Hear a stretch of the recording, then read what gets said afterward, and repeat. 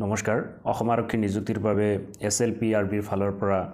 AB আৰু UB constable পদৰ বাবে বিজ্ঞাপন ইতিমধ্যে প্ৰকাশ পালে মুঠ পদৰ সংখ্যা 1715 ইয়াৰে 1052টা পদ UB কনষ্টেবল আৰু 663টা পদ AB কনষ্টেবল অনলাইন যোগে প্ৰাৰ্থী আবেদন কৰিব লাগিব আৰু আবেদন প্ৰক্ৰিয়া আৰম্ভ হ'ব 16/12/2025 পৰা 16/1/2026 লৈকে আবেদন প্ৰক্ৰিয়া চলি থাকিব এইবিলিৰ যি বিজ্ঞাপন ওলাইছে অলপ কিছু নতুন সংযোজন হৈছে তাৰে প্ৰথমটো সংযোজন হ'ল 3% পদ টি ট্ৰাইব প্ৰাৰ্থীসকলৰ বাবে সংৰক্ষিত হ'ব যদিও এই পদখিনি OBC বা MOBC যিখিনি সংৰক্ষিত পদ আছে এই পদৰ পৰা দিয়া হ'ব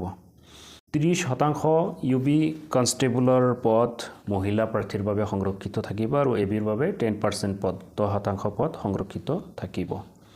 ৰিজাৰ্ভেশ্যনৰ ক্ষেত্ৰত কিছু নতুনকৈ সংযোজন হৈছে militancy affected area former member of militant organisation ইয়াতে 5% কৈ পদ সংৰক্ষণ হৈছে আৰু স্পৰ্টছ পাৰ্চনৰ কাৰণে বা NCC চাৰ্টিফিকেট হোল্ডাৰৰ কাৰণে 1% পদ আৰু স্পেচিয়েল পুলিচ অফিচাৰৰ কাৰণে 1% পদ সংৰক্ষণ হৈছে অসম চৰকাৰৰ 4/12/2025 এটি নিৰ্দেশনা অনুসৰি এই পদসমূহ সংৰক্ষণ হৈছে প্ৰাৰ্থীৰ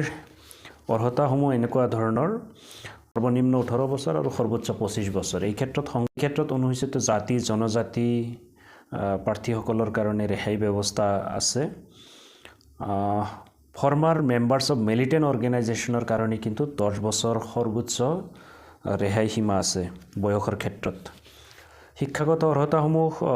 AB কনষ্টেবলৰ বাবে উচ্চ মাধ্যমিক বা হাইস্কুল শিক্ষান্ত পৰীক্ষা উত্তীৰ্ণ হ'ব লাগিব আৰু UBৰ কাৰণে উচ্চতৰ মাধ্যমিক বা ক্লাছ 12 পাছ হ'ব লাগিব বাকি শাৰীৰিক উচ্চতা শাৰীৰিক সুস্থতাৰ যিখিনিৰ কথা কোৱা হৈছে বা চেষ্টৰ কথা কোৱা হৈছে অন্য বছৰৰ বিজ্ঞাপনৰ দৰে একেই আছে মেডিকেল ষ্টেণ্ডাৰ্ড টেষ্ট একে আছে যি নিযুক্তি প্ৰক্ৰিয়া হৈ গ'ল সেই নিযুক্তি প্ৰক্ৰিয়াৰ দৰে বিজ্ঞাপন ইয়াত কোনো নতুন সংযোজন শাৰীৰিক পৰীক্ষাৰ ক্ষেত্ৰত হোৱা নাই পেট যি শাৰীৰিক পৰীক্ষা অনুষ্ঠিত হয় সেই শাৰীৰিক পৰীক্ষা যোৱা বৰ্ষত যেনেকুৱা ধৰণে আছিলে একে ধৰণে আছে পুৰুষ প্ৰাৰ্থীৰ বাবে AB কনষ্টেবলৰ বাবে আপোনাৰ 60 নম্বৰৰ পৰীক্ষা শাৰীৰিক পৰীক্ষা হ'ব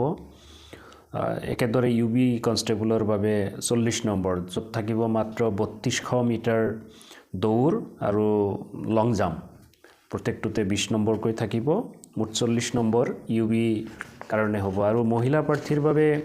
বোথ UB আৰু AB দুটাৰ কাৰণে 40 নম্বৰৰ শাৰীৰিক পৰীক্ষা অনুষ্ঠিত হ'ব 1600 মিটাৰ দৌৰ আৰু লং জাম্প 1600 মিটাৰ দৌৰত 20 নম্বৰ আৰু লং জাম্পত 20 নম্বৰ তো মুঠ 40 নম্বৰৰ শাৰীৰিক পৰীক্ষা হ'ব প্ৰাৰ্থীয়ে আবেদন অনলাইন যোগে কৰিব লাগিব আৰু এইবাৰ বিজ্ঞাপনত এটা কথা স্পষ্টভাৱে উল্লেখ কৰিছে 16/1/2026 আগত ইস্যু হোৱা নথিহে জমা কৰিব পাৰিব তাৰ পিছত জমা দিয়া নথি গ্ৰহণ কৰা নহ'ব শাৰীৰিক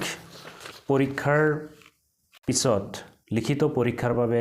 প্ৰাৰ্থীসকলক শ্বৰ্টলিষ্ট কৰিব আৰু এটা পদৰ বিপৰীতে 5জনকৈ প্ৰাৰ্থীক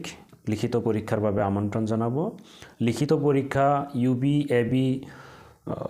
দুটা কেটেগৰীৰ বাবে 100টা কুৱেশ্যন থাকিব 50 মাৰ্কছৰ হ'ব 50 মাৰ্কছৰ হ'ব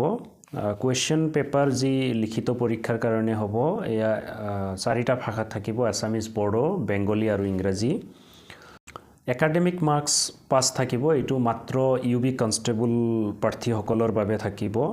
উচ্চতৰ মাধ্যমিক নম্বৰৰ ওপৰত নিৰ্ভৰ কৰিব AB কনষ্টেবলসকলৰ বাবে কোনো ধৰণৰ একাডেমিক মাৰ্কছ বা শৈক্ষিক অৰ্হতাৰ বাবে কোনো ধৰণৰ নম্বৰ দিয়া নহয় প্ৰথম শাৰীৰিক পৰীক্ষা হ'ব পৰৱৰ্তী সময়ত লিখিত পৰীক্ষা হ'ব আৰু শেষত ভাইভা মুঠ নম্বৰৰ ভিত্তিত প্ৰাৰ্থীসকলক বাছনি কৰিব কনষ্টেবল UBৰ কাৰণে পুৰুষ আৰু মহিলা প্ৰাৰ্থীসকলৰ মুঠ নম্বৰ হ'ব 100 ফিজিকেল এফিচিয়েঞ্চি টেষ্টৰ 40 ৰিটন টেষ্টৰ 50 ভাইভাৰ 5 আৰু একাডেমিক মাৰ্কছ থাকিব 5 তো মুঠ হ'ব 100 AB কনষ্টেবল পুৰুষ প্ৰাৰ্থীৰ বাবে 115 আৰু মহিলা প্ৰাৰ্থীৰ বাবে হ'ব 95 গোটেইখিনি যোগ হৈ মেৰিট লিষ্ট প্ৰস্তুত হ'ব সো খুব এটি ভাল বিজ্ঞাপন ওলাইছে যদিও পদৰ সংখ্যা কম আশা কৰোঁ মেধাভিত্তিক আৰু উপযুক্ত প্ৰাৰ্থীক নিযুক্তি পাবলৈ সক্ষম হ'ব সকলোৱে চেষ্টা কৰক থ্যাংক ইউ জয় আই অসম